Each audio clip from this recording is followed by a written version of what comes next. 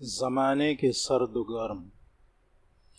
جس روز رزلٹ آنا تھا ہم سبھی کو امید تھی کہ سروش اچھے نمبروں سے 8ویں پاس ہو جائے گا، کیونکہ والد صاحب نے اس کے لیے ٹیوشن کا بھی انتظام کر دیا تھا تاکہ مڈل میں نہ رہ جائے۔ سروش کو پڑھائی سے دلچسپی نہ تھی، وہ پڑھنے سے دل چراتا، لیکن ابو اس کو روزانہ ڈانٹ ٹپٹ کر اسکول بھیج دیا کرتے تھے۔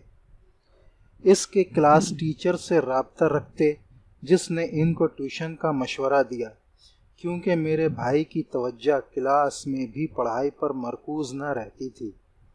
ٹیوشن پڑھانے والد صاحب کے ایک شاگرد آیا کرتے تھے جو اب محکمہ تعلیم سے وابستہ تھے۔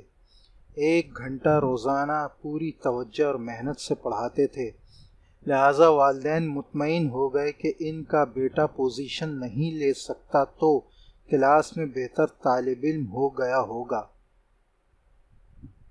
اور سالانہ امتحان میں اچھے نمبروں سے پاس ہو جائے گا۔ مگر جب رزلٹ آیا تو سب گھر والوں کی امیدوں پر پانی پھر گیا۔ سروش بری طرح فیل ہو گیا تھا۔ والدہ سکتے میں رہ گئیں اور ابو کی امیدوں کے خرمن پر تو جیسے بجلی سی گر گئی۔ ان کا غم و غصہ دیدنی تھا۔ امی نے بیٹے کو ڈانٹا، ابو نے چھڑی سے دھنک کر رکھ دیا۔ بہت برا بھلا کہا کہ تم کبھی زندگی میں کامیاب نہیں ہو سکتے، تم کبھی افسر نہ بن سکو گے، ریڑھی ہی لگاؤ گے، آلو چھیلے بیچو گے، تم خاندان کا نام و ناموس خاک میں ملانے والی اولاد ہو۔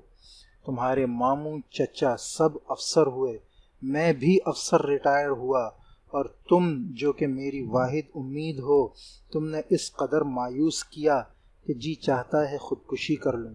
غرض اس روز والد صاحب نے اس قدر غصہ کیا کہ بالآخر مجھے اور امی کو ان کی منت کرنی پڑی کہ بس اب غصہ ختم کریں اور اس قدر ملال نہ کریں کہ آپ کے دل پر اثر ہو جائے۔ والد صاحب دل کے مریض تھے اور ان کے لیے اس قدر غم و غصہ باعث نقصان تھا۔ وہ اس روز بغیر ناشتہ کیے گھر سے نکل گئے۔ سروش کافی دیر روتا رہا۔ امی نے بھی نہ منایا کیونکہ فیل ہونے کا صدمہ تھا۔ تھوڑی دیر سسکنے کے بعد وہ میرے پاس آیا اور کہا، اچھی آپی، میں جا رہا ہوں، لیکن تم پریشان نہ ہونا، میں کہیں گم ہونے نہیں جا رہا ہوں، بلکہ نانی اماں کے پاس جا رہا ہوں ابو امی کی شکایت کرنے۔ یہ نئی بات نہ تھی، ایک بار پہلے بھی وہ اسی طرح امی سے روٹھ کر نانی کے گھر جا چکا تھا۔ اس کو راستے کا پتہ تھا۔ ہمارے شہر سے نانی اماں کے گاؤں سیدھی بس جاتی تھی، صرف آدھ گھنٹے کا راستہ تھا۔ نانی اماں سروش سے پیار کرتی تھیں اور انہوں نے سروش کو بچپن میں چند سال اپنے پاس رکھا تھا، اس لیے اسے نانی اماں کے گھر کی بہت کشش رہتی تھی اور چھوٹی خالہ تو اس پر جان چھڑکتی تھیں۔ میں نے سروش کو کہا، بھائی تم نانی کے گھر مت جاؤ، امی پریشان ہوں گی۔ وہ بولا، آپی آپ کو قسم ہے، امی کو ابھی مت بتانا ورنہ مجھے جانے نہ دیں گی۔ بھائی کی التجا سن کر ترس آ گیا، تم جاؤ گے کیسے؟ کیا تمہارے پاس کرائے کے پیسے ہیں؟ وہ تو نہیں ہیں۔ تب میں نے کچھ روپے کرائے کے لیے اس کی جیب میں ڈال دیے۔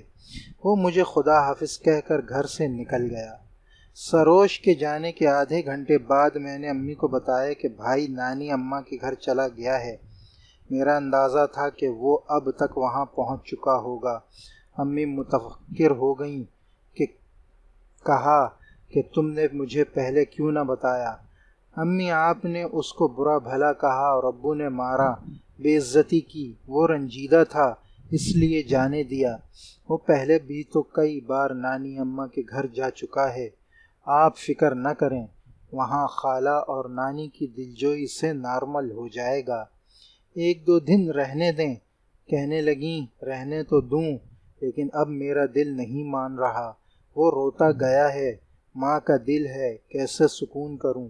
ابو آ جائیں، ان کو بھیج دینا، وہ سروش کو واپس گھر لے آئیں گے۔ اس روز ابو شام 5 بجے گھر لوٹے۔ امی نے ان کو کھانا دیا اور جب وہ کھانا کھا چکے تو بولیں کہ میاں جی تم نے آج سروش کو بہت مارا ہے، وہ دل برداشتہ ہو کر نانی کے گھر چلا گیا ہے، اب جا کر اس کو لے آئیے ورنہ میرا دل بے چین رہے گا۔ بیٹے کو مار پیٹ تو کر چکے تھے، شاید ان کا دل بھی اب ملامت کر رہا تھا۔ فوراً بھائی کو لینے گھر سے نکل گئے۔ 2 گھنٹے بعد واپس آئے تو پریشان تھے۔ بولے نعیمہ کی ماں سروش تو وہاں نہیں گیا، پھر وہ کہاں چلا گیا؟ ہم سب بھی پریشان ہو گئے۔ والد صاحب نے بیٹے کی تلاش شروع کی، تھانے میں بھی رپورٹ درج کروائی، ہر جگہ ڈھونڈا مگر کوئی سراغ نہ ملا۔ رو رو کر میری ماں کی حالت خیر ہو گئی۔ وہ خود کو کوستی تھیں کہ نہ جانے کون سا برا وقت تھا جب ماں باپ دونوں نے مل کر اس کو مارا تھا۔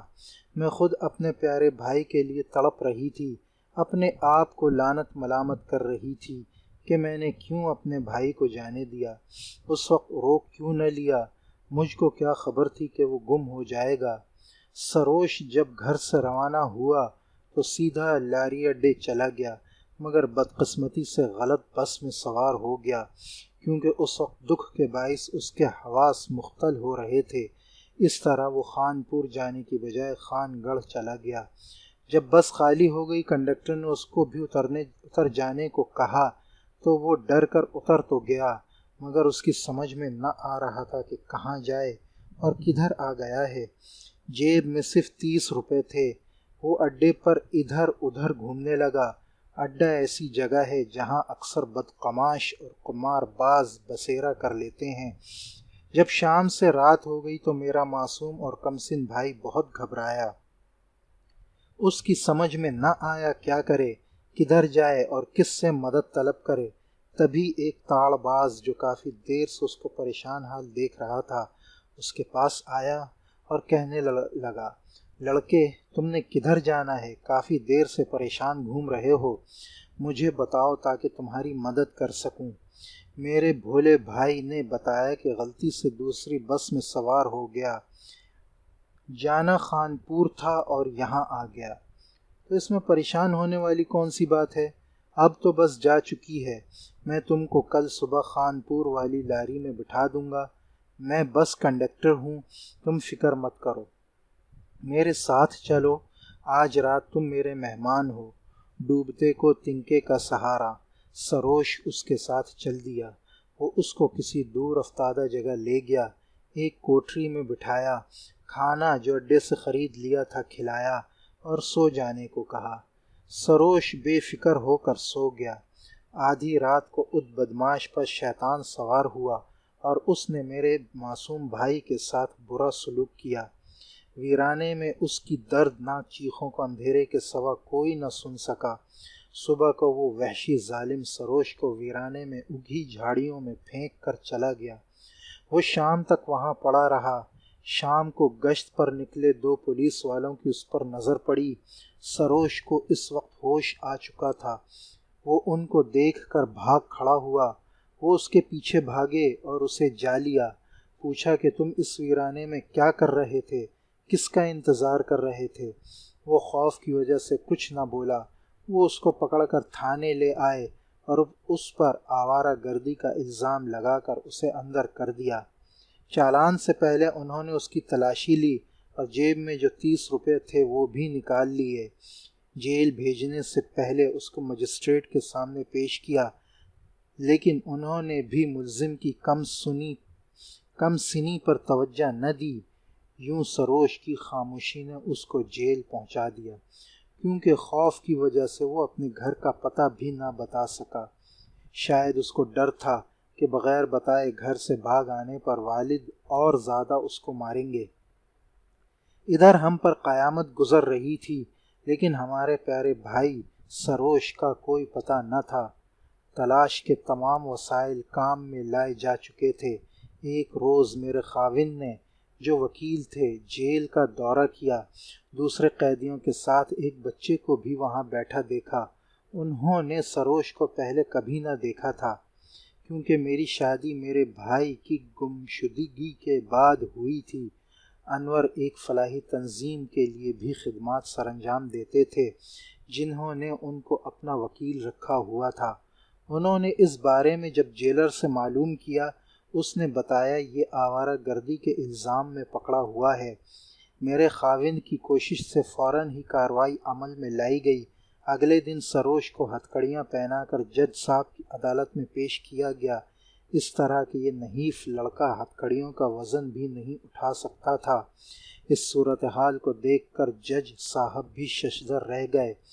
انہوں نے نہ صرف بچے کی رہائی کے احکامات صادر کیے، بلکہ پولیس کے ان اہلکاروں کی بھی جواب طلبی ہوئی جنہوں نے سروش کی جیب سے 30 روپے نکال لیے تھے۔ اپنے تاریخ ساز فیصلے میں جج صاحب نے جو الفاظ لکھے وہ انسانیت کے ضمیر کو جھنجھوڑنے اور قانون کی کتابوں میں سنہری حروف سے لکھنے کے قابل ہیں۔ خدا ان کا بول بالا کرے کہ جو انصاف کے تقاضوں کے پاسدار ہیں۔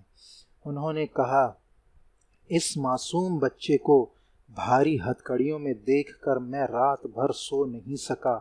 نہ جانے وہ افسر اعلیٰ اس کی قید کے احکامات پر دستخط کرنے کے بعد رات کو گھر جا کر سو کیسے گیا تھا۔ مجھے اس وقت اس معزز جج کا نام یاد نہیں ہے، ورنہ میں ان کا نام ضرور لکھتی۔ اللہ ان کو اور بھی عزت و توقیر دے جن کے فیصلے نے عدالت کی عظمت کو قائم رکھا اور میرے بھائی جیسے کم سن معصوم و بے گناہ بچوں کے لیے فرشتہ رحمت بنے۔ ہم نے اس معزز منصف کو دل سے درازی عمر کی دعا دی۔ امی جب تک زندہ رہیں ان کے لیے ہر نماز کے بعد دعا کرتی تھیں۔ کسی ریاست اور مملکت کا نظام اگر انصاف مہیا نہ کر سکتا تو وہ ریاست بھی تادیر قائم نہیں رہتی۔ ناانصافی پر مبنی نظام جو عوام کی عزت نفس کو مجروح کرے تو تباہی کے سوا کچھ نہیں دیتا۔ اے کاش کہ ہمارے ملک میں بھی عوام کو انصاف کے حصول میں دشواری کا سامنا نہ کرنا پڑے اور ان کی عزت نفس مجروح نہ ہو۔ اے کاش والدین اپنے بچوں کے ذہنی مسائل کو سمجھیں، کیونکہ اگر کوئی بچہ ذہنی طور پر انتشار کا شکار ہو یا ڈسٹرب رہتا ہو، اس کی وجہ تلاش کرنا چاہیے، کیونکہ ایسے مسائل مار پیٹ سے حل نہیں ہوا کرتے۔ بعض بچوں کے ذہن حساس اور نازک ہوتے ہیں اور وہ نامساعد ماحول کی ذرا سی ضرب بھی برداشت نہیں کر سکتے۔